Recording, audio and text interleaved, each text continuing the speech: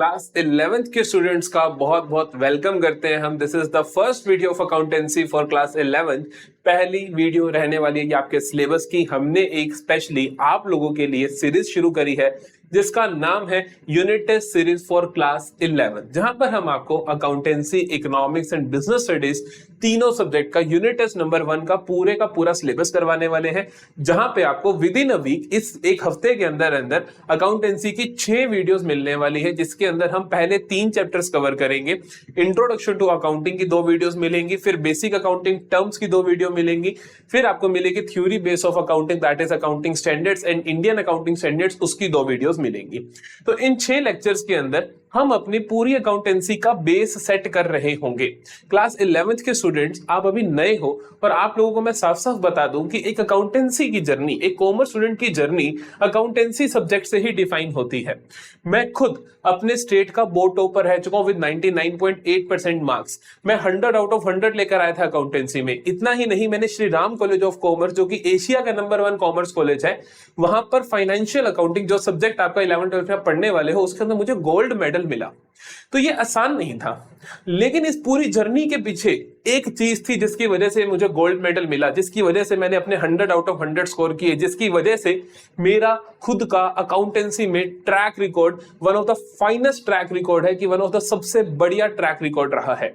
उसका रीजन बड़ा सिंपल है कि मैंने अपने बेसिक्स को हमेशा ध्यान से समझा, अपने बेसिक्स को बहुत ध्यान से देखा, और उससे बेसिस पे पढ़ते पढ़ते ही मैंने आगे कॉन्सेप्ट क्लैरिटी करता गया और प्रैक्टिकल क्वेश्चन सोल्व करता गया। तो अकाउंटेंसी की ये आपकी जर्नी है। आप जिंदगी में पहली बार अकाउंटेंसी पढ़ रहे हो, तो मेरी आपसे ना हाथ जोड़ के विनती है कि आप लोग प्लीज कॉन्सेप्ट के साथ कॉम्प्रोमाइज मत करना। ये मत करना कि 30 मिनट का लेक्चर देख लिया पूरा चैप्टर हो जाए, अभी कोई जरूरत नहीं है।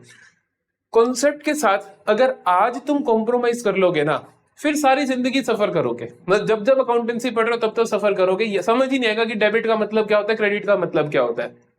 कुछ टीचर्स आपको पहले लेक्चर में डेबिट क्रेडिट तक ले जाते हैं, मैं नहीं लेके जाऊंगा। मैं ये 6 दिन तक आपको कोई डेबिट क्रेडिट ज्यादा यूज ही नहीं करूंगा, मैं आपको समझाऊंगा ही नहीं। मैं आपको अच्छे से क्लैरिटी दूंगा ये सब्जेक्ट क्यों बना, क्या सब्जेक्ट है। जैसे मैं आपको पहला चैप्टर देखोगे, आप कहोगे इंट्रोडक्शन टू अकाउंटिंग, लेकिन तुम्हारे सब्जेक्ट का नाम अकाउंटिंग नहीं है, सब्जेक्ट का नाम अकाउंटेंसी है।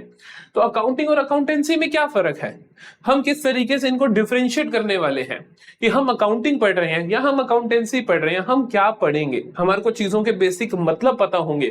तो आज की क्लास का मेजर मोटिव भी रहने वाला है कि मैं आपको काफी ज्यादा थ्योरी पढ़ाऊं, आपको समझाऊं कि सब्जेक्ट क्यों बना, क्या इसके एडवांटेजेस हैं, क्या इसके लिमिटेशंस हैं। तो पूरा लेक्चर बहुत ध्यान से सुनना, बहुत ध्यान से समझना, एक एक चीज के नोट्स बना लेना। अगर आप लोग नए हो इस चैनल पे तो जल्दी से जाओ और चैनल को सब्सक्राइब कर लो, क्योंकि accountancy, economics, business studies, class 11, class 12, CUET, इन तीनों चीजों को हम आपके साथ यहाँ पर बेस्ट क्वालिटी कंटेंट देके कवर करने वाले हैं। क्योंकि हम लोग हैं एसआरसीसी के ग्रेजुएट, चाहे मैं, और इको और बिजनेस जो आपको पढ़ाएंगे Anshita ma'am, she is also graduate from Shri Ram college of commerce. तो आपको बेस्ट क्वालिटी कंटेंट मिलना तो यहाँ पर तय है।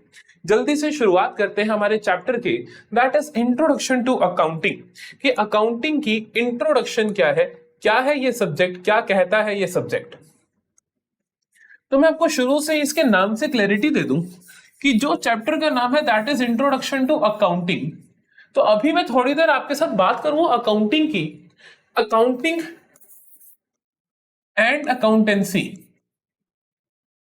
ये दोनों वर्ड्स बिल्कुल डिफरेंट है, ये दोनों सेम नहीं है। ठीक है, क्या होते हैं हम इनके बारे में थोड़ी सी आगे जाके बात भी करेंगे। अभी हम समझते हैं थोड़ी देर के लिए व्हाट इज अकाउंटिंग। अकाउंटिंग क्या होता है। अकाउंटिंग अगर मैं हिंदी मीनिंग देखूं, अगर मैं नॉर्मल भाषा में बात करूं, तो अकाउंटिंग का मतलब होता है बेटा हिसाब किताब रखना। ठीक है जी, हिसाब किताब रखना। एक सिस्टमेटिक तरीके से पैसे का हिसाब किताब रखना, उसे आप बोलते हो अकाउंटिंग करना। जल्दी से समझते हैं अच्छे से meaning and definition of accounting. क्या मेरे पास मीनिंग है, क्या डेफिनेशन है अकाउंटिंग की, जल्दी से देख लेते हैं। So what is the meaning and definition of accounting. So कहते हैं हम आपको, accounting is a systematic process, accounting क्या है? एक प्रोसेस है, सिस्टमेटिक प्रोसेस है। किस चीज की प्रोसेस है? जिसमें आपको बहुत सारे काम करने हैं। रिकॉर्ड करना है, क्लासिफाई करना है, समराइज करना है, एनालाइज करना है, इंटरप्रेट करना है। ये सब कुछ करना किसके साथ है? फाइनेंशियल ट्रांजैक्शंस के साथ करना है। और ये सब करने के बाद जो भी रिजल्ट्स मिलेंगे, communicating the results to users thereof. क्या बोला मैंने? Accounting is a systematic process. Accounting क्या है? एक प्रोसेस है। प्रोसेस का मतलब होता है किसी भी चीज को स्टेप बाय स्टेप करना। एक काम कर लिया, फिर दूसरा करना, फिर दूसरा कर लिया, फिर तीसरा कर लिया। This is a systematic process. तो अकाउंटिंग क्या है? एक सिस्टमैटिक प्रोसेस है। अकाउंटिंग क्या है? एक सिस्टमैटिक प्रोसेस है जिसके अंदर हम कोई एक काम करते हैं, फिर दूसरा करते हैं, फिर दूसरा करते हैं। जैसे चाय बनाने का प्रोसेस है, तो हम क्या करेंगे? पहले पानी डालेंगे, फिर पत्ती डालेंगे, फिर चीनी डालेंगे, फिर दूध डालेंगे। So this is a process. Accounting is a process which includes various task. क्या क्या टास्क है वो? This is a process of recording, classifying, summarising, analysing and interpreting ये सब कुछ करना किसके साथ है? The financial transactions. ये सब कुछ करना किसके साथ है? The financial transactions. तो बेसिकली अकाउंटिंग का सबसे पहला काम क्या है कि आप पहचानो कौन सी ट्रांजैक्शन फाइनेंशियल है और कौन सी ट्रांजैक्शन फाइनेंशियल नहीं है। मैं जल्दी से आपको बता देता हूं कि ये फाइनेंशियल ट्रांजैक्शन का मतलब क्या होता है। ये फाइनेंशियल ट्रांजैक्शन का मतलब क्या होता है? पूरी अकाउंटिंग के अंदर हम बात कर रहे होंगे, आप जिस भी चीज का हिसाब किताब रखते हो वो एक फाइनेंशियल ट्रांजैक्शन होनी चाहिए। फाइनेंशियल ट्रांजैक्शन का मतलब होता है, ट्रांजैक्शन बोले तो लेन देन। There is some give and take relationship. मैं आपको कुछ दे रहा हूं, आप बदले मुझे कुछ दे रहे हो, that is a transaction. Financial का मतलब क्या होता है? ट्रांजैक्शन का मतलब होता है गिव एंड टेक, कि कुछ देना उसके बदले में कुछ लेना। फाइनेंशियल का मतलब होता है बेटा मनी रिलेटेड। क्या होता है? मनी रिलेटेड, पैसे से रिलेटेड। तो बेसिकली पैसे से रिलेटेड किसी भी लेन देन को तुम क्या बोलते हो? तुम क्या बोलते हो? फाइनेंशियल ट्रांजैक्शंस बोलते हो। और पूरी अकाउंटेंसी की जर्नी में आप सिर्फ और सिर्फ फाइनेंशियल ट्रांजैक्शंस को कंसीडर करते हो। तो एवरी ट्रांजैक्शन, कोई भी लेन देन रिलेटेड जिसके अंदर क्या हो? मनी, उसे आप क्या बोलते हो? फाइनेंशियल ट्रांजैक्शन बोलते हो। एग्जाम्पल के तौर पे, बड़ा फेमस एग्जाम्पल है ये मेरा। मैं कहता हूं कि तुम मुझसे, मेरी दुकान है, मेरी एक दुकान है, ठीक है जी। चुन्नू आया मेरे पास और कहता है सर मेरी सौदे की दुकान है। कहता है सर एक टूथपेस्ट दे दो 100 रुपए का, 100 रुपए का टूथपेस्ट दे दो। मैंने क्या करा? मैंने चुन्नू को टूथपेस्ट दे दिया, ठीक है। चुन्नू कहता है सर 100 रुपए बाद में दे दूंगा। अभी उसने मेरे को 100 रुपए नहीं दिए। तो कुल मिला के मेरे और चुन्नू के अंदर ट्रांजैक्शन क्या हुई? मेरे और चुन्नू के अंदर ट्रांजैक्शन क्या हुई? मैंने चुन्नू को टूथपेस्ट दिया, कुछ भी सामान दिया, उसने मेरे को बदले में कुछ दिया। क्या? उसने मेरे को कहा 100 रुपए बाद में दे दूंगा। तो क्या ये फाइनेंशियल ट्रांजैक्शन है? बहुत सारे बच्चों के मन में आ रहा होगा सर फाइनेंशियल ट्रांजैक्शन नहीं है क्योंकि यहाँ पे पैसा इन्वॉल्व नहीं हुआ। बट ये गलत है, ये भी फाइनेंशियल ट्रांजैक्शन है। ये भी फाइनेंशियल ट्रांजैक्शन है। जल्दी से मतलब समझो, ये फाइनेंशियल ट्रांजैक्शन क्यों है? देखो, जब मैंने क्या करा? मैंने टूथपेस्ट दिया तो चुन्नू ने बदले में क्या दिया मुझे? कुछ नहीं दिया। नहीं, उसने मेरे को बदले में प्रोमिस दिया। उसने मेरे को बदले में क्या दिया? प्रोमिस दिया। उसने बदले में मेरे को वायदा किया कि मैं आपको सर 100 रुपए दे दूंगा, मैं आपको आने वाले 1-2 दिन में 100 रुपए दे दूंगा। तो उसने मेरे को क्या किया? बदले में एक प्रोमिस दिया। और उस प्रोमिस के अंदर किसकी बात की गई थी? पैसे की बात की गई थी। किसकी बात की गई थी? पैसे की बात की गई थी। तो मैं क्या कहूंगा? मैंने आपको सामान दिया, आपने बदले में मेरे को एक प्रोमिस दिया जिसके अंदर पैसे की बात की गई है। तो ये क्या हो गया मेरा?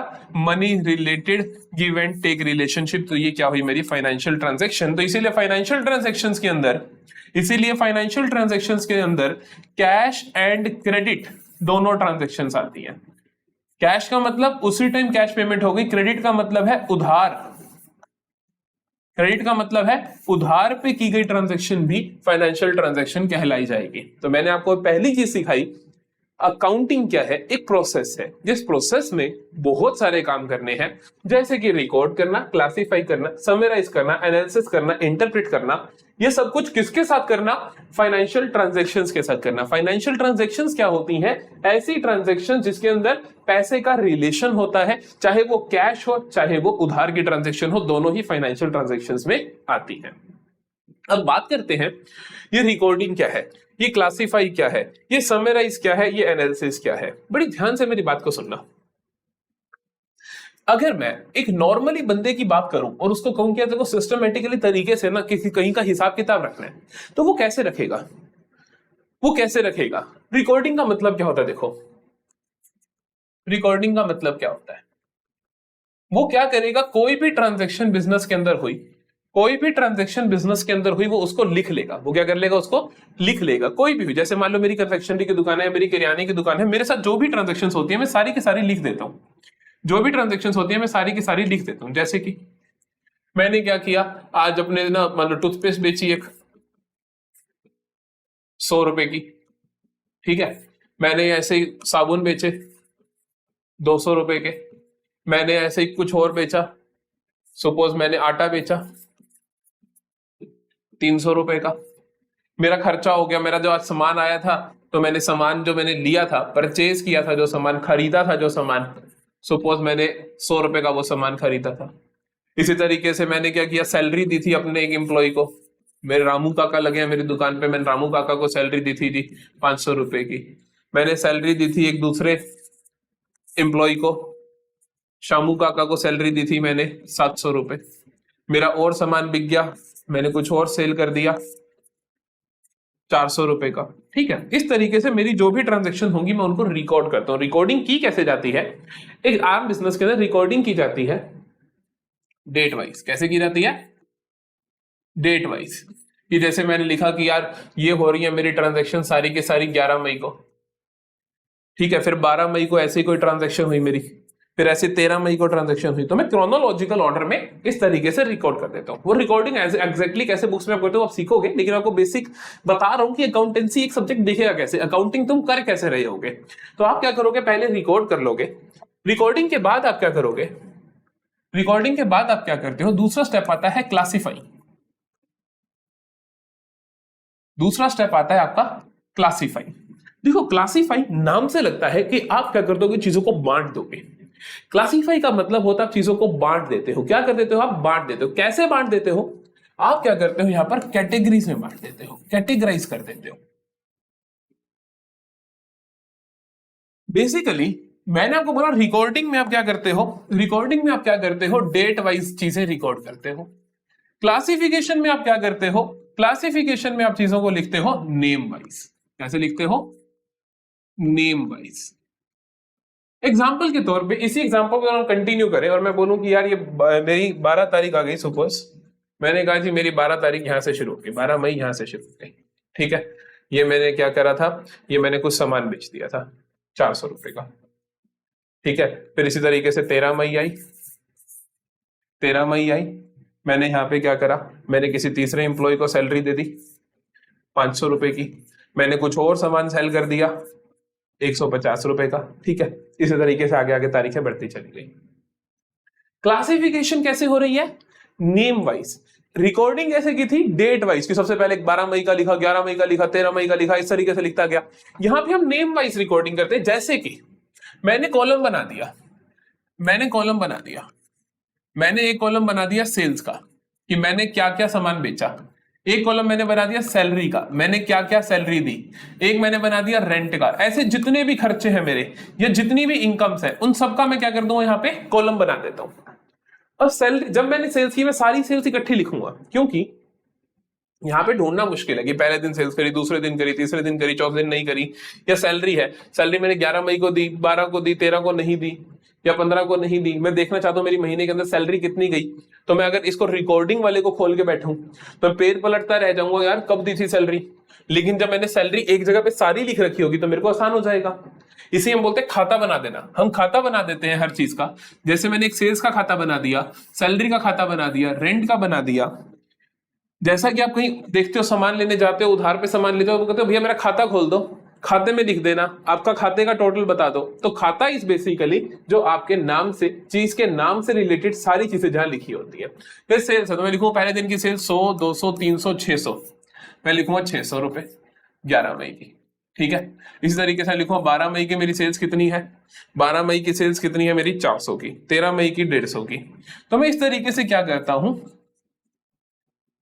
तो मैंने क्या कर दिया, नेम वाइज रिकॉर्ड कर दिया कि सेल्स सारी एक जगह आ गई। इस तरीके से सैलरी एक जगह आ जाएगी। पहले दिन मैंने 11 मई को सैलरी दी है सपोज 500 की, ठीक है। फिर मैंने सैलरी दी है 12 मई को 700 की, फिर मैंने सैलरी दी है 13 मई को 500 की। Got it. इस तरीके से जितने भी खर्चे हम डेट वाइज यहाँ पे उनके खातों में लिखते चले जाएंगे, उनको एक पेड डेजिग्नेट कर देते हैं। This is basically classification. क्या क्या हमने पढ़ा, हमने कहा अकाउंटिंग एक प्रोसेस है जिससे बहुत सारे काम करने हैं हमें, जैसे कि रिकॉर्ड करना, क्लासिफाई करना, समराइज करना, एनालिसिस करना, जो भी काम है ये सभी काम करने किसके साथ है, फाइनेंशियल ट्रांजैक्शंस के साथ करने हैं। फाइनेंशियल ट्रांजैक्शंस क्या होती हैं, ऐसी ट्रांजैक्शंस होती हैं जिसके अंदर पैसे का इन्वॉल्वमेंट हो। और फिर हमने बात करी पहली रिकॉर्डिंग कैसे दिखती है, फिर क्लासिफिकेशन कैसे दिखती है। अब हम बात करते हैं समरी कैसे, समराइजेशन कैसे दिखता है।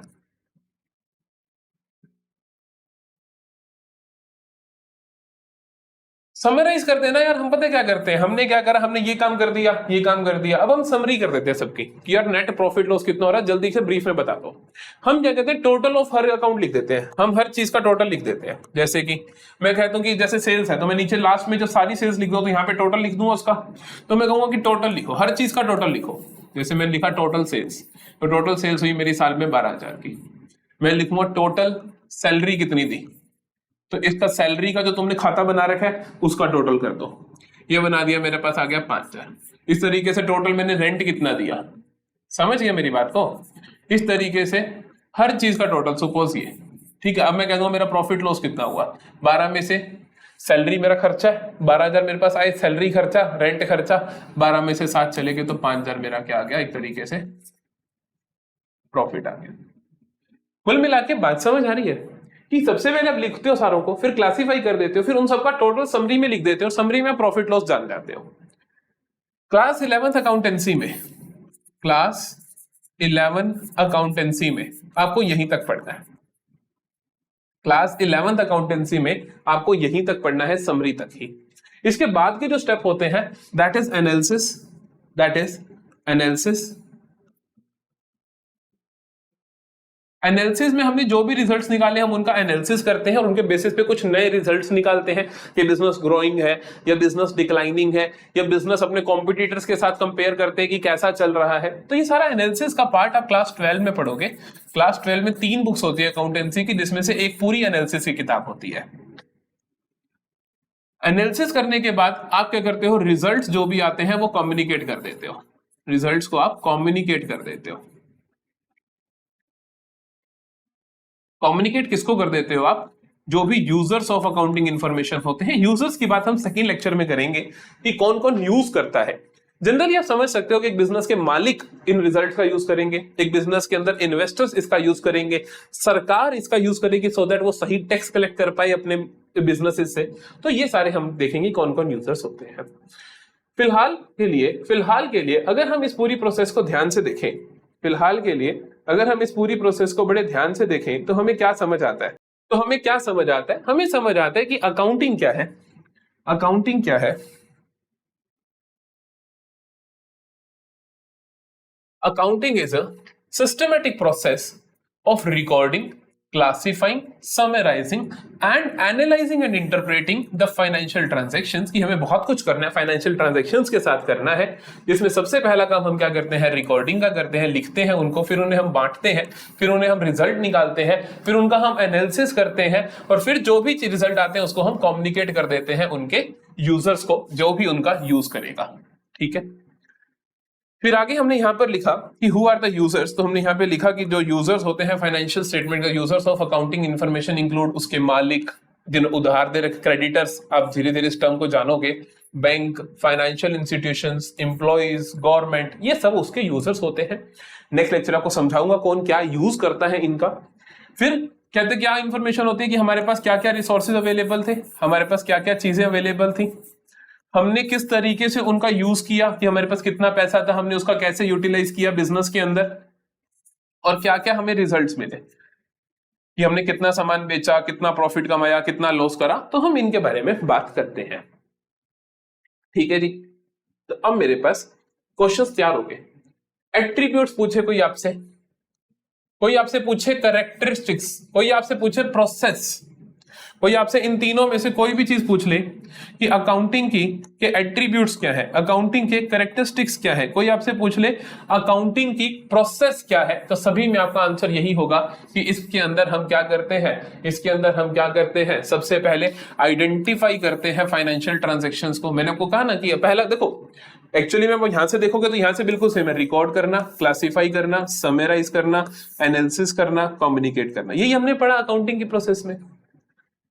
अकाउंटिंग की पूरी प्रोसेस में मैंने यही तो सिखाया तुम्हें कि क्या है ये, रिकॉर्ड करना, क्लासिफाई करना, समराइज करना, एनालिसिस करना एंड देन कम्युनिकेट करना। लेकिन इससे पहले दो काम करने पड़ेंगे। एक तो आप पहचानो, देखो रिकॉर्ड करने से पहले आपको पहचानना पड़ेगा ना कि कौन सी फाइनेंशियल ट्रांजैक्शन है और कौन सी नहीं है। तो वही कह रहे कि पहले पहचानो, फिर उसको मापो कितने की है। ये तो नहीं है ना कि तुमने देख तो लिया कि फाइनेंशियल ट्रांजैक्शन है, फिर देखोगे ना कितने पैसे की है। जैसे टूथपेस्ट बेचा तो 100 रुपए, उसको मापोगे ना, तो वो मापोगे एंड देन आप रिकॉर्डिंग लिख सकते हो। ठीक है। तो जब प्रोसेस लिखो तो प्रोसेस में आप एक्चुअली में रिकॉर्डिंग से शुरू करके यहां भी जा सकते हो, ऐसा भी कर सकते हो कि identify and measure, then record, then classify, then summarise, then analysis and then communicate. So this is my accounting process. अब आप लोगों को आइडिया हो गया होगा कि अकाउंटिंग के अंदर काम क्या करना है। जो भी फाइनेंशियल ट्रांजैक्शन है पैसे से रिलेटेड, उसको रिकॉर्ड करना है, फिर उसको नेम वाइज क्लासिफाई करना है, फिर उसको समराइज करना है, फिर उसका एनालिसिस करना है, फिर जो भी रिजल्ट्स आएंगे वो कम्युनिकेट कर देने हैं। अगर यहां तक आपको समझ आए, जल्दी कमेंट सेक्शन में लिख दो एक बार कि हाँ हमें मीनिंग क्लैरिटी हो गई कि अकाउंटिंग क्या होती है। चलो, मैंने आपको कहा था कि मेरी क्लास का जो बेसिक मोटिव रहेगा वो सिर्फ ये नहीं रहेगा कि मैं आपको अकाउंटिंग का मतलब समझा दूं। मेरा मतलब रहेगा what is accountancy, what is accountancy ये भी बता दूं। तो ये अकाउंटेंसी क्या है। अब आप लोगों ने जितना भी अभी तक मेरे से पढ़ा, मुझे लगता है कि आप में से हर बच्चे के मन में ये लगता होगा कि अकाउंटेंसी यही है जो सर ने बताया कि चीजों को रिकॉर्ड करना, क्लासिफाई करना, ये नहीं, ये अकाउंटिंग है। फिर अकाउंटेंसी क्या है, अकाउंटेंसी वर्सेस अकाउंटिंग, जल्दी से देखना। देखो अकाउंटिंग क्या है, अकाउंटिंग एक प्रोसेस है जिसमें आपको ये सारे काम करने हैं, रिकॉर्ड करना, क्लासिफाई करना, समराइज करना, एनालिसिस करना, इंटरप्रेट करना, सब काम करना। अगर आपने अभी देखा हो तो मैंने 5 से 10 मिनट लगाए, कितने 20 मिनट का टोटल लेक्चर है, 10 मिनट में मैंने आपको समझा दिया कि कैसे रिकॉर्ड होता है, कैसे क्लासिफाई, कैसे समराइज। सिर्फ इतना सुन के ही कोई भी इंसान हिसाब किताब रख सकता है, कोई दिक्कत वाली बात है नहीं है। कि तुम्हें मैं एक दुकान पे बिठा दूं और कहूं कि यार हिसाब किताब रखो, रख लोगे।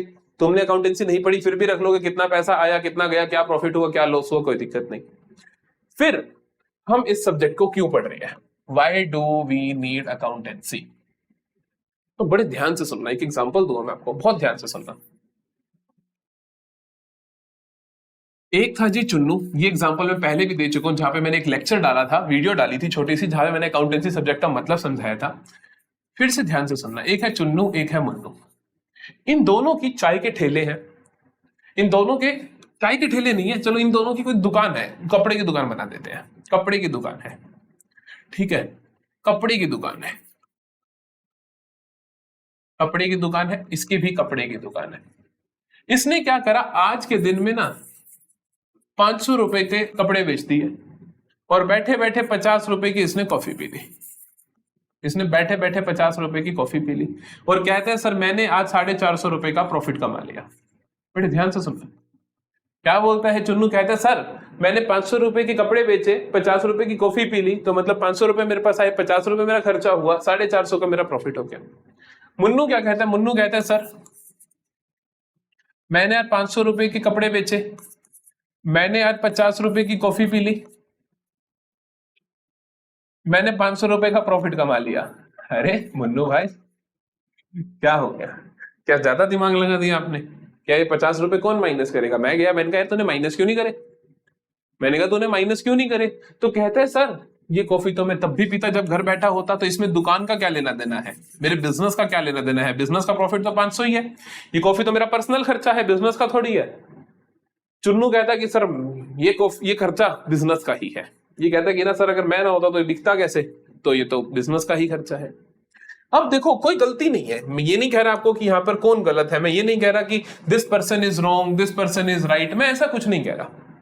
मैं सिर्फ एक बात कह रहा हूं कि सब कुछ सेम होने के बावजूद भी, सब कुछ सेम होने के बावजूद भी रिजल्ट्स डिफरेंट है।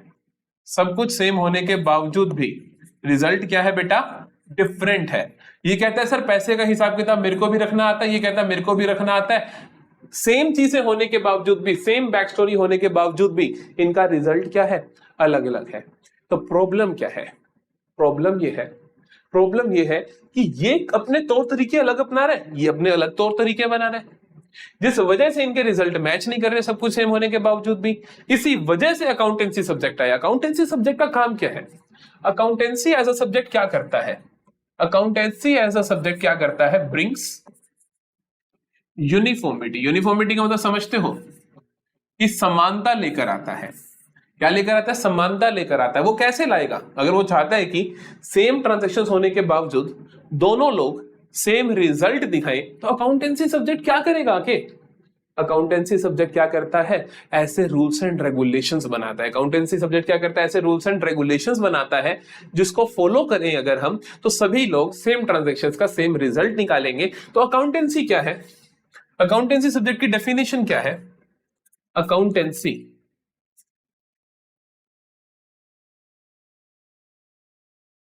Is a body of knowledge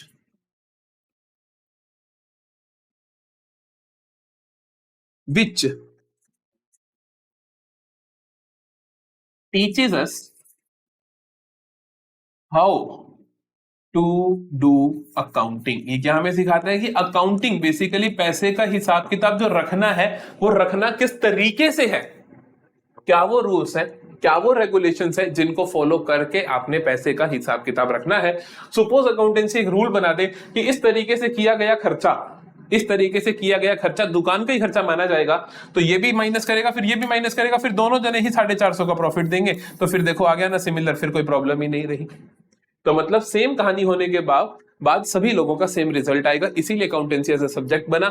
इसीलिए सबको पैसे का हिसाब किताब रखना आता है, सबको अपनी दुकान चलानी आती है, फिर भी लास्ट में जब उसको रिटर्न फाइल करनी होती है तो वो सीए के पास जाता है और सीए को कहता है यार अकाउंटेंसी के रूल्स एंड रेगुलेशंस के हिसाब से, अकाउंटेंसी सब्जेक्ट के जो रूल्स है उनके हिसाब से आप मेरे खाते बना दो, आप मेरे खाते बना दो और अपनी आईटीआर फाइल कर दो। समझ आई बात। तो अकाउंटेंसी क्या है, हमारा काम क्या है, हमारा काम क्या है, हमें पैसे का हिसाब किताब रखना तो आना चाहिए, लेकिन इन रूल्स एंड रेगुलेशंस के हिसाब से जो मुझे इस सब्जेक्ट ने सिखाए, जो मुझे ये सब्जेक्ट सिखाएगा। इसी वजह से हम जो आपको चैप्टर करवाएंगे अगली क्लास में, जब आपको चैप्टर करवाऊंगा वो होगा बेसिक अकाउंटिंग टर्म्स। सबसे पहले तो तुम्हें सिखाऊंगा कि हर चीज का मतलब तुम्हें समझना क्या है, ताकि हर बच्चा सेम समझे, तभी वो सेम ट्रीटमेंट कर पाएगा। ठीक है जी। अकाउंटेंसी सब्जेक्ट आई थिंक अब क्लियर हो जाएगा कि क्यों ये सब्जेक्ट बना। आगे चलते हैं, अब बात करते हैं what are the objectives of accounting. हम जनरली जितनी भी बात कर रहे होंगे अकाउंटिंग, क्योंकि chapter is introduction to accounting, तो ऑब्जेक्टिव्स ऑफ अकाउंटिंग या अकाउंटेंसी, आपसे सवाल में कुछ भी पूछ ले आपको ये लिख के आने हैं। बड़ी कॉमन सेंस की बात है कि ऑब्जेक्टिव क्या होंगे। देखो सबसे मेन ऑब्जेक्टिव अगर आपसे कोई पूछे एक्चुअली में क्या है, ये बात बहुत से टीचर्स को भी नहीं पता होती है, लेकिन अगर मैं आपको बताऊं मेन ऑब्जेक्टिव क्या है अकाउंटेंसी का, तो वो है यूनिफॉर्मिटी। क्या है, यूनिफॉर्मिटी, कि खातों के अंदर यूनिफॉर्मिटी लेकर आना, सभी लोग सेम तरीके से पैसे का हिसाब किताब रखें। तो देखो यहां पर जो लिखे हैं बुक्स में जो आपके लिस्टेड है, पहला है मेंटेनिंग अकाउंटिंग रिकॉर्ड्स, की अकाउंटिंग रिकॉर्ड्स बनाना, पैसे का हिसाब किताब रखना, सिमिलर मैनर में पैसे का हिसाब किताब रखना, सो दैट वो भरोसेमंद हो, उनके ऊपर भरोसा किया जा सके। डिटरमिन करना प्रॉफिट लॉस, बिल्कुल आप चाहते हो कि पूरा हिसाब किताब बनाकर आप प्रॉफिट लॉस निकाल पाओ, कि एक साल में बिजनेस ने कितना प्रॉफिट अर्न किया या कितना लॉस इनकर किया, वो निकाल पाओ। डिटरमिनिंग प्रॉफिट लॉस को आप एक और नाम से भी जानोगे, दैट इज फाइनेंशियल परफॉर्मेंस। मैं आज ही बता रहा हूं ये दो वर्ड्स आपको, एक तो फाइनेंशियल परफॉर्मेंस और दूसरा वर्ड होता है बेटा फाइनेंशियल पोजीशन। फाइनेंशियल परफॉर्मेंस का मतलब होता है कि हमने इस पर्टिकुलर ईयर में किस तरीके से परफॉर्म किया है, हमने प्रॉफिट कमाया या हमने लॉस कमाया, ये हमें बताती है फाइनेंशियल परफॉर्मेंस। वहीं पे फाइनेंशियल पोजीशन क्या बताती है? फाइनेंशियल पोजीशन मुझे बताती है कि मेरे बिजनेस के आज की डेट में हालत कैसी है, पोजीशन कैसी है, मेरे पास कितनी एसेट है, मेरे पास कितनी लायबिलिटी है। बड़ी सिंपल भाषा में अगर देखें तो मेरे पास कितना सामान है और कितना मेरे को लोगों को पैसा देना है। एसेट लायबिलिटी का मतलब हम सीखेंगे अकाउंटिंग टर्म्स में, तो ये बेसिकली बताता है एसेट लायबिलिटी स्टेटस। ठीक है जी, कॉमर्स वाले बन गए हो तो एसेट लायबिलिटी के बारे में तो जानकारी रखोगे ना, सारा दिन जानना पड़ेगा एसेट लायबिलिटी क्या होता है। तो हम जब बेसिक अकाउंटिंग टर्म्स करेंगे उसके अंदर बहुत अच्छे से पूरी क्लास होगी एसेट और लायबिलिटी अराउंड, वहां पे हम समझेंगे। फिर भी अगर आप किसी भी चीज का मतलब देखना चाहते हो तो जस्ट आप यूट्यूब पे सर्च करना, किसी भी चीज का मतलब आप देखना चाहते हो अकाउंटेंसी के अंदर, आपको शॉर्ट्स में सबसे पहले मेरी वीडियो दिख जाएगी, आप उसको सुन लेना और वहां से आपको समझ भी आ जाएगा कि कितनी कॉन्सेप्ट क्लैरिटी के साथ हम आपको पढ़ाते हैं, और आपको वहां पे दिख भी जाएगा कि जो रैंकिंग है हमारी शॉर्ट्स की बहुत ऊपर आ चुकी है, तो आपको ऑटोमेटिकली दिखनी भी शुरू हो जाएगी। दो काम होते हैं, एक तो प्रॉफिट लॉस जानना और दूसरा होता है फाइनेंशियल पोजीशन जानना, मतलब कि एक बिजनेस के अंदर कितनी संपत्ति है, कितने उसने लोगों को पैसा देना है, उसके स्टैटिस्टिक्स भी हमें पता चल जाते हैं, उसका स्टेटस भी हमें पता चल जाता है। फैसिलिटेटिंग मैनेजमेंट, बिल्कुल अगर जब आप अकाउंटिंग करोगे तो उससे मैनेजमेंट को हेल्प मिलेगी। Providing accounting information to users, हमने पढ़ा था ना डेफिनेशन के अंदर ही कि सारे काम हम करते हैं so that at the end हम अपने यूजर्स को अपनी इंफॉर्मेशन दे पाए, तो हम क्या करें, उनको अकाउंटिंग इन्फॉर्मेशन प्रोवाइड कर सकें। प्रोटेक्टिंग बिजनेस एसेट, अगर आप हर चीज को रिकॉर्ड करके रखोगे सिस्टमेटिक ढंग से तो आप अपनी चीजों को एक्चुअली में प्रोटेक्ट कर रहे होगे, क्योंकि आपकी बुक्स में दिख रही होगी कि ये चीज है या नहीं, तो वो चोरी हुई या कुछ भी हुआ तो आपको पता रहेगा। So that are the objectives. और यही अगर आपके पास क्वेश्चन आ जाता है फंक्शंस, तब भी आप यही लिख सकते हो। नेक्स्ट स्लाइड पे फंक्शंस ऑफ अकाउंटिंग ही होने चाहिए, बिल्कुल फंक्शंस ऑफ अकाउंटिंग ही है, बिल्कुल सेम। पहला मेंटेनेंस ऑफ सिस्टमेटिक रिकॉर्ड, फिर preparation of financial statements. Financial statement क्या होती हैं, फाइनल अकाउंट्स क्या होते हैं। फाइनेंशियल स्टेटमेंट या फाइनल अकाउंट्स दोनों एक ही चीज को हम बोलते हैं। ये हम जो ईयर एंड में बनाते हैं, जो साल के एंड में बनाते हैं, जो समराइज में मैंने आपको बताया था ना, सारे खर्चे लिख दो, सारी इनकम लिख दो, प्रॉफिट लॉस बता दो, तो वो बेसिकली फाइनेंशियल स्टेटमेंट्स में ही बनता है।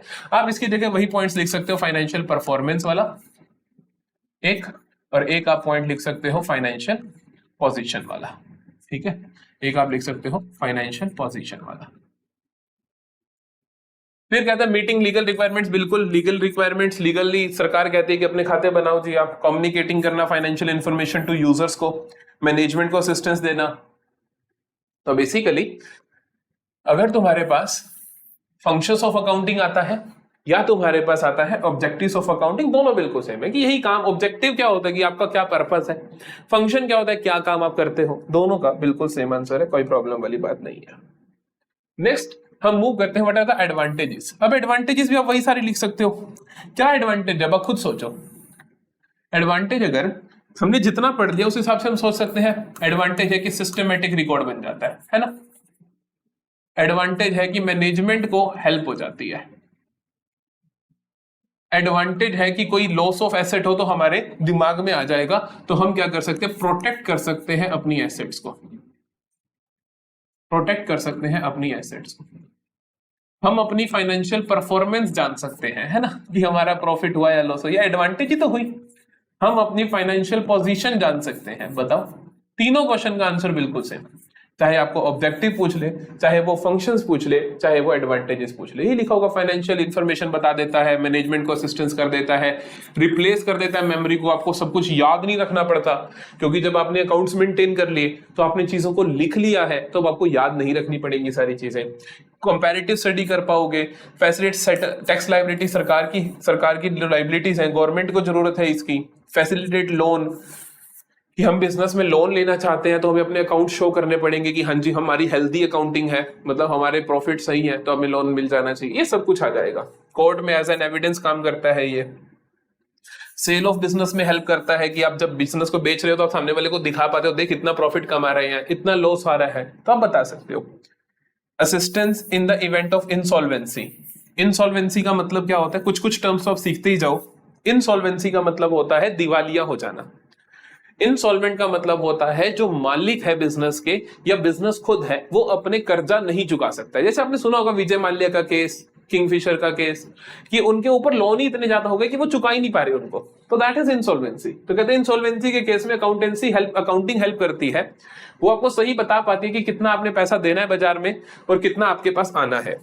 हेल्पफुल इन पार्टनरशिप अकाउंट्स, कि मतलब कि पार्टनरशिप में बिजनेस है तो उसके अकाउंट्स कैसे बनेंगे, वो सब कुछ हमारे को अकाउंटिंग हेल्प करने वाली है। फिर आता है मेरे पास व्हाट आता है लिमिटेशन टू अकाउंटिंग। ये बहुत ध्यान से सुनना, ये सारी के सारे लिमिटेशंस बहुत ध्यान से सुनना, क्योंकि इनके मतलब आपके लिए थोड़े नए होने वाले हैं। इनके मतलब आपके लिए थोड़े नए होने वाले हैं। पहला पॉइंट है आपका, accounting is not fully exact. क्या क्या प्रॉब्लम्स है इस सब्जेक्ट में मैं आपको बता रहा हूं, बहुत ध्यान से सुनना सारी की सारी प्रॉब्लम्स। पहली प्रॉब्लम है इस सब्जेक्ट की कि ये ना एग्जैक्ट नहीं है। जब मैं कहता हूं एग्जैक्ट नहीं है तो यहां मैं कहना ये चाहता हूं, मेरा कहने का तात्पर्य ये है कि ये सब्जेक्ट बिल्कुल एग्जैक्ट वैल्यूज पे नहीं चलता है, चीजें बदलती रहती हैं, बट ये अपनी पुरानी चीजों पे ही चलता रहता है। यहां पे आप क्या क्या लिख सकते हो, इज नॉट फुली एग्जैक्ट में आप लिख सकते हो accountancy subject works on assumption, कि हम चीजों के बारे में अजम्पशन ले लेते हैं। यहां पे पर्सनल बायसनेस का रोल होता है कि जो खाते बना रहा है वो इसके अंदर बायसनेस कर सकता है, वो इसके अंदर हेरफेर कर सकता है। फॉर एग्जांपल मैं आपको बताता हूं अजम्पशंस का मतलब। जैसे मान लो मैंने अपने कन्फेक्शनरी की दुकान में एक एयर कंडीशनर लगवाया, एक एसी लगवाया। अब वो एसी आया 50,000 का, मैं उसको पूरे को इसी साल का खर्चा तो नहीं मान सकता ना, क्योंकि वो काम तो मेरे 5 साल तक आएगा। अब ये मैं एज्यूम कर रहा हूं ना कि वो 5 साल तक काम आएगा, और मैं उसको मानूं कि 10,000 मेरा इस साल का खर्चा है, 10 अगले का, 10 अगले का, 10 अगले का। This is my assumption. तो एजम्पशन के ऊपर बेस है, इसीलिए एग्जैक्ट नहीं है ये सब्जेक्ट, कि अगर हो सकता है कि वो 2 साल में खराब हो जाए, हो सकता है वो 10 साल चला जाए, तो मैंने तो 5 साल लाइफ मानी, तो इसकी वजह से क्या होगा, एग्जैक्टली मैं सही रिजल्ट नहीं बता पा रहा हूँ, तो एजम्पशन के ऊपर बेस्ड है। फिर कहते हैं अनरियलिस्टिक इंफॉर्मेशन। कहते हैं अकाउंटेंसी जो होता है ना, इसके अंदर अनरियलिस्टिक इंफॉर्मेशन दी जाती है। जैसे कि हम ना अकाउंटेंसी के अंदर कोई भी चीज रिकॉर्ड करते हैं अपनी बुक्स में, मतलब लिखते हैं। जैसे मान लो मैंने एयर कंडीशनर का एग्जांपल लिया, मैंने 50,000 का लिया, तो मैं अपनी बुक्स में लिखूंगा कि मेरे पास 50,000 का एक एसी है। आप सच सच बताना, जैसे मैंने एसी खरीदा 50,000 का, मैं 50,000 देकर आया और मैंने अपनी बुक्स में लिखा कि मेरे पास 50,000 का एसी है, क्या एक्चुअली में बाजार में उसकी कीमत 50,000 है? नहीं है, क्योंकि जैसे ही मैंने खरीद लिया तब जब वो बिकेगा तो वो सेकंड हैंड के नाम पे बिकेगा, 50,000 का नहीं बिकेगा। लेकिन मैं तो उसको 50,000 का रिकॉर्ड करूंगा अपनी बुक्स में, क्योंकि मैं 50,000 देकर आया हूं।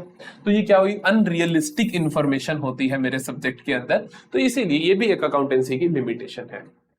अगला क्या है, अगला कहता है accounting ignores the qualitative elements.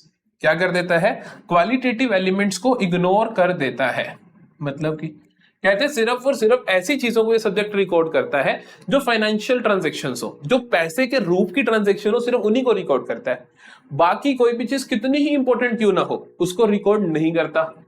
Example के तौर पे आपके एम्प्लॉइज की कैपेबिलिटीज, है ना, कि एम्प्लॉइज की कैपेबिलिटी अच्छी है या बुरी है, बिजनेस को तो इंपैक्ट करेंगी, बट अकाउंटिंग के अंदर वो कहीं जगह नहीं है। आपके पब्लिक रिलेशंस, कि आपके पब्लिक में रिलेशंस कैसे हैं, कि आपके पब्लिक में रिलेशन कैसे हैं, वो डिपेंड करेंगे, बिजनेस के अंदर डिपेंड करेंगे, बिजनेस को इंपैक्ट करेंगे, बट आपकी अकाउंटिंग में उसके लिए कोई जगह नहीं है। अगला क्या है, the next one is accounting ignores effect of price level changes. Accountancy as a subject या अकाउंटिंग ये क्या करते हैं, प्राइस लेवल चेंजेस को इग्नोर कर देते हैं। जैसे कि मैं आपको बड़ा अच्छा सा एग्जांपल देता हूं, मैं तुम्हें बोलता हूं कि 2024 में मेरा प्रॉफिट था 1 लाख का और 2025 में मेरा प्रॉफिट है 1 लाख का। ठीक है जी, अकाउंटिंग से अगर तुम पूछोगे तो वो बोलेगी कि यार तुम्हारा बिजनेस वहीं का वहीं खड़ा है, तुम्हारा बिजनेस वहीं का वहीं खड़ा है, ना वो इंक्रीज हुआ ना वो डिक्रीज हुआ। बट इन रियलिटी अगर आप प्राइस लेवल चेंजेस को देखो, प्राइस लेवल चेंजेस का मतलब होता है कि जो बाजार में महंगाई आई उसके हिसाब से आपका बिजनेस 2025 में रिड्यूस हुआ कि नहीं हुआ। क्यों? क्योंकि जो 2024 में तुमने 1 लाख कमाया, उस 1 लाख से जो सामान मिलता था आज वो बाजार में 1,05,000 का हुआ पड़ा, क्योंकि 5,000 महंगा हो गया 1 साल में। क्योंकि भाई 1 साल का डिफरेंस है ना। अब ये तो किसी को भी कॉमन सेंस समझ आती होगी कि 1 साल पहले जो चीज 1 लाख की मिलती थी यार वो 1 लाख से ऊपर की मिलेगी। मैंने तब भी 1 कमाया, अब भी 1 कमाया, तो इसका मतलब मेरी एक्चुअली में कमाई तो रिड्यूस हुई। Accounting subject price level changes को भी कंसीडर नहीं करता, ये एग्जांपल हमें बताता है। अगला देखो, अकाउंटिंग में लीड टू विंडो ड्रेसिंग। देखो विंडो ड्रेसिंग का मतलब क्या होता है? विंडो ड्रेसिंग का मतलब होता है कि मेरा कमरा बिल्कुल खटारा है लेकिन मैंने विंडो लगा दी बड़ी शानदार। समझ गए? मेरा कमरा अंदर से बिल्कुल खटारा है, मेरा घर बिल्कुल खटारा है, लेकिन घर की जो बाहर की खिड़कियां हैं उनको मैंने बहुत अच्छे से सजा दिया कि कोई भी सड़क से निकलता है उसको लगता है अरे संयम सर क्या घर बना रखा आपने। तो मैंने क्या कर दिया? विंडो ड्रेसिंग कर दी। क्या कर दिया? विंडो ड्रेसिंग कर दी कि जो मेरे घर की एक्चुअल हालत है, मेरे कमरे की एक्चुअल हालत है, वो मैंने बाहरी दुनिया को नहीं दिखाई। अकाउंटेंसी में भी ऐसा हो सकता है कि अकाउंटेंट क्या कर सकता है? मैनिपुलेट कर सकता है, अपने खातों को क्या कर सकता है? मैनिपुलेट कर सकता है, मतलब कि झूठ कर सकता है, हेर-फेर कर सकता है, घपलेबाजी कर सकता है अकाउंट्स के अंदर, so that profits can be inflated, कि प्रॉफिट्स फालतू दिखा दे, या मैं कहूं कि better position of business is displayed so that वो अपने बिजनेस की जो एक्चुअल पोजीशन है उससे बेहतर दिखा पाए। मैनिपुलेशन बहुत तरीके होता है करने के, जैसे असम्पशन वाला ही है कि अगर वो देखो कहते हैं कि एसी मेरा कहता है कि मेरा 5 साल की एक्चुअली में एसी हमारा 5 साल चलता है तो 10,000 साल का खर्चा दिखाना चाहिए, लेकिन अकाउंटेंट एक असम्पशन में लिख देता है ये एसी तो जी चलेगा 15 साल, ये एसी चलेगा 20 साल। तो अब सोचो, अब वो हर साल का खर्चा कितना दिखाएगा? 50,000 का एसी 20 साल चलेगा अगर, तो हर साल का खर्चा तो तुम्हें 2,500 ही दिखाना पड़ेगा। तो वो जो खर्चा एक्चुअली में दिखना चाहिए था 10,000, वो तुम दिखा रहे हो 2,500। तुमने क्या कर दिया? खातों को मैनिपुलेट कर दिया। तुमने क्या कर दिया? अपनी पोजीशन को विंडो ड्रेस कर दिया। तो इसे कहते हैं हम विंडो ड्रेसिंग। सारी के सारी लिमिटेशन विद एग्जांपल जरूर लिख लेना, क्योंकि ये समझ आनी जरूरी है। मैंने हर एक का बहुत अच्छा आपको एक एग्जांपल दे दिया है। Last, what are the branches of accounting? क्या क्या ब्रांचेस है अकाउंटिंग की? मेरा सब्जेक्ट जो है ये किस किस तरीके से जाना जाता है? पहली ब्रांच है फाइनेंशियल अकाउंटिंग, जो आप class 11, class 12, BCom first year के अंदर पढ़ने वाले हो, दैट इज फाइनेंशियल अकाउंटिंग। और इसी के अंदर मेरे को गोल्ड मेडल भी मिला था, तो ये स्पेशल है थोड़ा, है ना? गोल्ड मिला सर को, तो ये स्पेशल है थोड़ा। तो फाइनेंशियल अकाउंटिंग क्या होती है? इसके अंदर आप बेसिकली क्या करते हो? Deals with maintenance of books of accounts, कि आप खाते बनाते हो, फाइनेंशियल परफॉर्मेंस जानना चाहते हो, मतलब अपना आप प्रॉफिट लॉस जानना चाहते हो, और फाइनेंशियल पोजीशन जानना चाहते हो, अपनी एसेट लायबिलिटी का स्टेटस जानना चाहते हो कि कितनी एसेट है बिजनेस में और कितनी लायबिलिटी है। ठीक है, तो ये फाइनेंशियल अकाउंटिंग में हर तरीके का खाता पढ़ते हैं। सोल प्रोप्राइटर मतलब ऐसा बिजनेस जो एक ही ओनर है जिसका, पार्टनरशिप के खाते, कंपनी के खाते, सब कुछ हम पढ़ते हैं। फिर आती है दूसरी branch, that is cost accounting. Cost accounting के अंदर हम देखते हैं कि हमारे बिजनेस के अंदर जो कॉस्ट आ रही है, कॉस्ट का मतलब होता है लागत आ रही है। जैसे मान लो मेरा बिजनेस है सड़कें बनाने का, तो सड़क बनाने में जो कॉस्ट आ रही है उसके खाते बनाने की जो मेरी कॉस्टिंग आ रही है, जो मेरा पैसा लग रहा है, उसको मैं किस तरीके से हिसाब किताब रखूंगा, that is my cost accounting. Deals with recording cost with the objective of ascertaining, reducing and controlling cost, जिससे मैं पता लगाता हूं कि मेरी कॉस्ट कितनी आएगी, कैसे मैं कम कर सकता हूं, कैसे मैं उसे कंट्रोल कर सकता हूं। तीसरी चीज आती है मेरे पास मैनेजमेंट अकाउंटिंग। ये न्यूएस्ट ब्रांच है, लेटेस्ट ब्रांच है अकाउंटिंग की, और अकाउंटेंसी एज अ सब्जेक्ट यहां पे बहुत ग्रो कर रहा है कि कैसे कैसे अकाउंटेंसी मैनेजमेंट की हेल्प कर सकती है in order to take better decisions, in order to क्या कहते हैं हम उसको, हमारे बिजनेस को ग्रोथ देना, तो इन ऑर्डर टू फ्लरिश, हम कैसे अपने बिजनेस को फ्लरिश कर सकते हैं, that is basically management accounting. This is providing necessary information to the management for discharging their function, so that वो अपने फंक्शंस को बहुत इजीली डिस्चार्ज कर सके। वो क्या कर सके, उनके जो रोजमर्रा का काम है वहां पे अकाउंटिंग हेल्प करते हैं। सो 3 ब्रांचेस हमारी अकाउंटिंग की है। पहली फाइनेंशियल, जो प्रॉफिट लॉस और बैलेंस शीट के बारे में बताते हैं और एसेट लायबिलिटी के स्टेटस के बारे में बताती है। कॉस्ट, जो हमारी कॉस्ट को रिड्यूस करने में हेल्प करती है। मैनेजमेंट, जो मैनेजमेंट की हेल्प करती है। So that's it for the day. अगर आपको लेक्चर पसंद आया हो तो जल्दी से जाके सब्सक्राइब का बटन प्रेस कर दो, क्योंकि आप लोगों के लिए बिल्कुल नया चैनल और आप लोगों को पहली बार आए होंगे इस चैनल पे, क्योंकि अकाउंटिंग, अकाउंटेंसी, इकोनॉमिक्स और बिजनेस स्टडीज तीनों में आपकी पूरी हेल्प करने वाले हैं। A to Z सारे का सारा सिलेबस आपको यहाँ पर मिलेगा फ्री ऑफ कॉस्ट और बेस्ट क्वालिटी कंटेंट आपको मिलने वाला है। जल्दी से जाओ, चैनल को सब्सक्राइब करो और टेलीग्राम का लिंक भी मिलेगा आपको एक डिस्क्रिप्शन में। जल्दी से जाके वो ग्रुप ज्वाइन कर लेना, क्योंकि सारे के सारे क्लास नोट्स आपको वहीं पर मिलने वाले हैं। और साथ ही हम एक बनाते हैं टेलीग्राम डिस्कशन ग्रुप, जहां पर आप हम लोगों से डायरेक्टली बात कर सकते हो। बहुत सारे बच्चे वहां पे हमसे बात करते हैं, हमसे डिस्कस करते हैं अपनी चीजें, तो आप हमारे से कनेक्ट हो सकते हो। जल्दी से जाओ और वो भी ज्वाइन कर लो। सो ऑल द बेस्ट, बहुत अच्छे से अपनी तैयारी करो, लेकिन अपनी सिर्फ नंबरों के लिए तैयारी नहीं करनी, अपनी कॉन्सेप्ट क्लैरिटी को स्ट्रॉन्ग रखना है ताकि आगे जाके प्रॉब्लम ना आए। That's it for the day. मिलेंगे अगले लेक्चर में इसी चैप्टर के, और उसके बाद हम मिलेंगे बेसिक अकाउंटिंग टर्म्स में। जल्दी से जाओ, चैनल को सब्सक्राइब कर लो।